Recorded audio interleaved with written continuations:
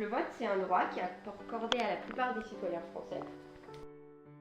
En termes d'histoire du vote, le droit de vote il a été accordé à ceux qui payaient le cens, qui était un niveau d'impôt pendant la Révolution française. Ensuite, on est passé à un suffrage universel masculin pendant la Deuxième République en 1848. Et ensuite, donc le même droit de vote que maintenant, suffrage universel pour tous, grâce à Charles de Gaulle, pour les femmes notamment en 1944. Le vote a 4 principes. Tout d'abord, il est universel, c'est-à-dire que tous les hommes ainsi que les femmes citoyens sont électeurs. Ensuite, le vote est égal, c'est-à-dire que chaque vote a le même poids. Ensuite, il est libre, donc il ne faut pas exercer de pression envers les personnes qui votent. Et il est personnel également. Et pour finir, il est secret, donc cela se base grâce à l'isoloir et à une enveloppe qui est anonyme, on ne sait pas qui vote.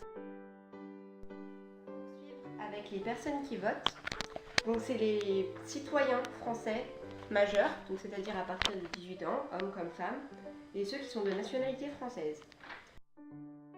Pour devenir citoyen français, il y a plusieurs formes.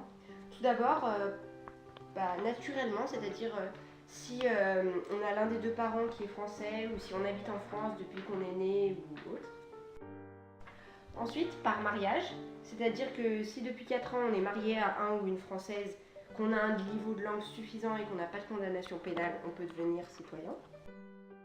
On peut aussi devenir citoyen français par naturalisation, c'est-à-dire soit on réside en France depuis au moins 5 ans, soit depuis 2 ans, et si on a aidé l'État en rendant des services, par exemple enseignant ou militaire ou docteur. Il faut aussi avoir des bonnes mœurs et ne pas avoir de condamnation pénale évidemment, et un niveau de français qui soit suffisant.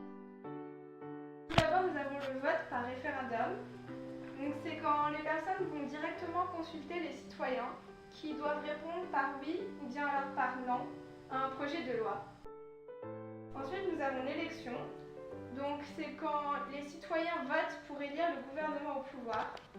Pour ce faire, il faut du pluralisme, donc la présence de plusieurs partis politiques, sinon nous ne serons pas dans une démocratie, ainsi que la parité, donc l'égalité entre les hommes et les femmes aux fonctions politiques.